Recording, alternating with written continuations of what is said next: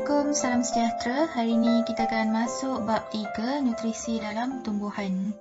Okey, bab ni dia pendek saja. Kita ada 3 saja subtopik, which is yang pertama, nutrien tak organik utama, seterusnya organ pengambilan air dan garam mineral, last sekali kepelbagaian dalam nutrisi tumbuhan.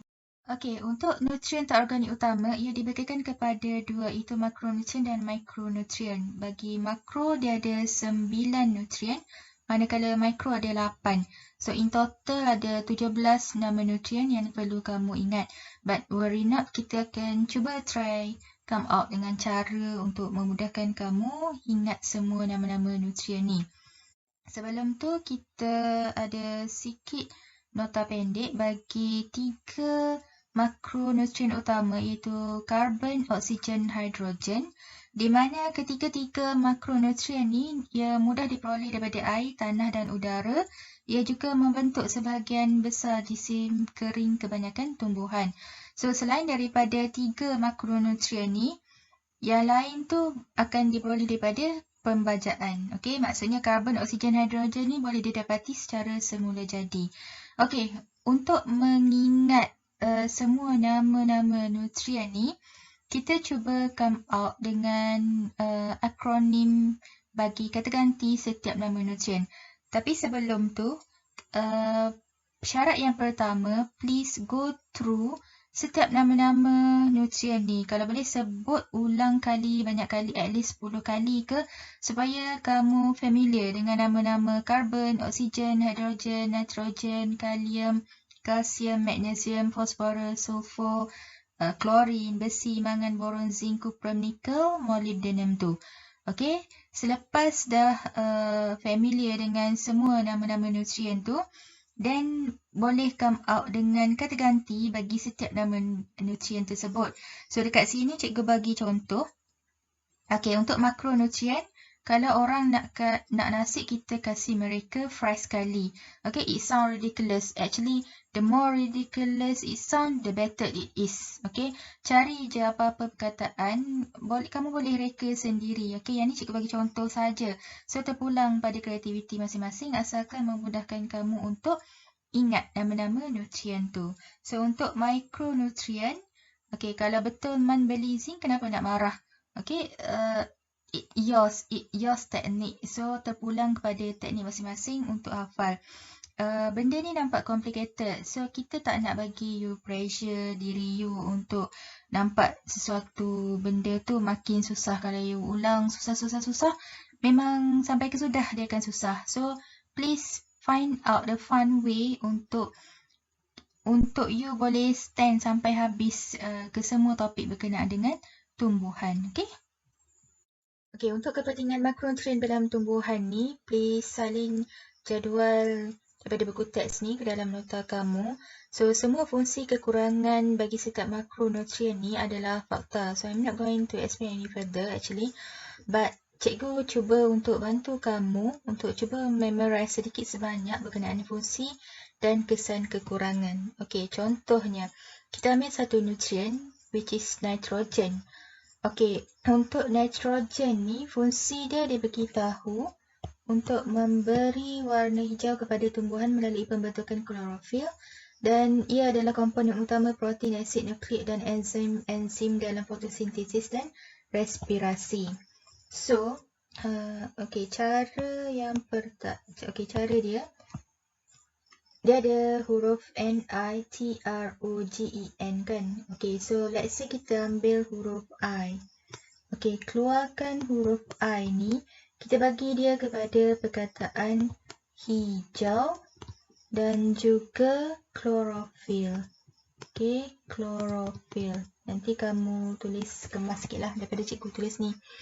Okay, so untuk I, at least you ada keywords dia, hijau dan juga klorofil.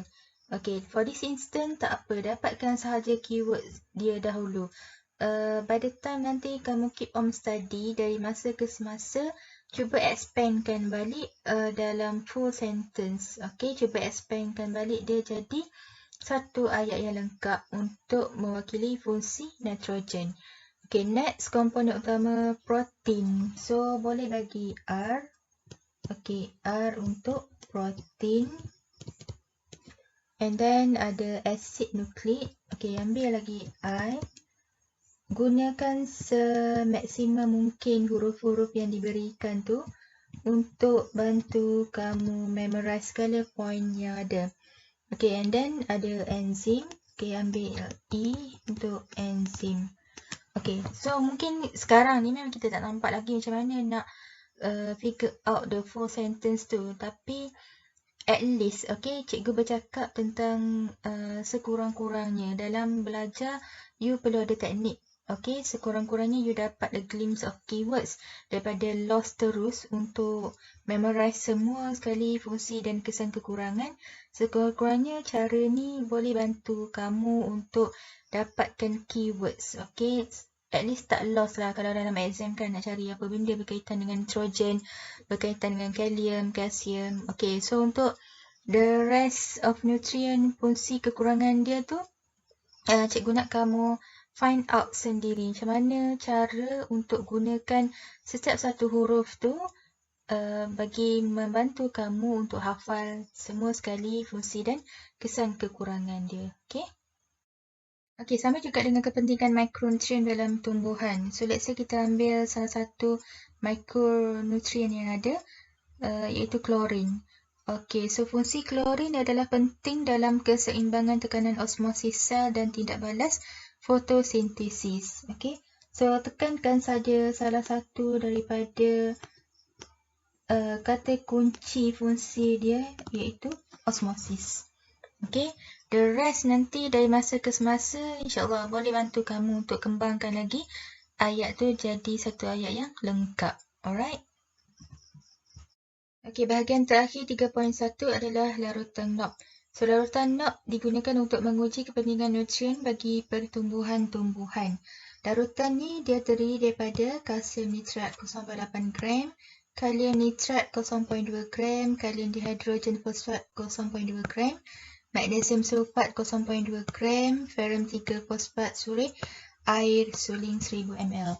Okay, so nilai-nilai itu biasanya adalah satu nilai optimum untuk make sure pertumbuhan-tumbuhan tu berlaku dengan baik.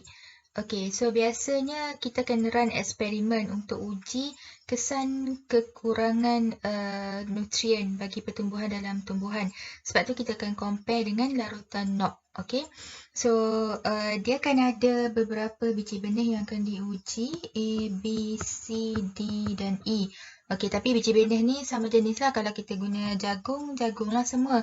So, dia akan test untuk tengok. Contohnya, kalau kalsium nitrat ni dekat C ni, kita ganti dengan kalsium klorida. Okay. Maksudnya tanpa nitrogen, apa akan jadi kepada biji benih tersebut? Mungkin dia tumbuh, tapi mungkin ada sesuatu kekurangan efek kepada pertumbuhan dia.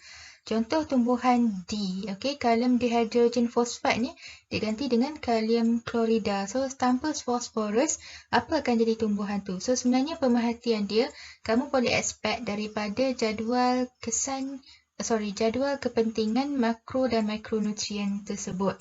Okay, so sebelum kita end this video, cikgu nak kamu komen dekat bahagian komen tumbuhan mana yang akan mati dan kenapa. Okay, itu sahaja. So, sekian subtopik 3.1. Terima kasih.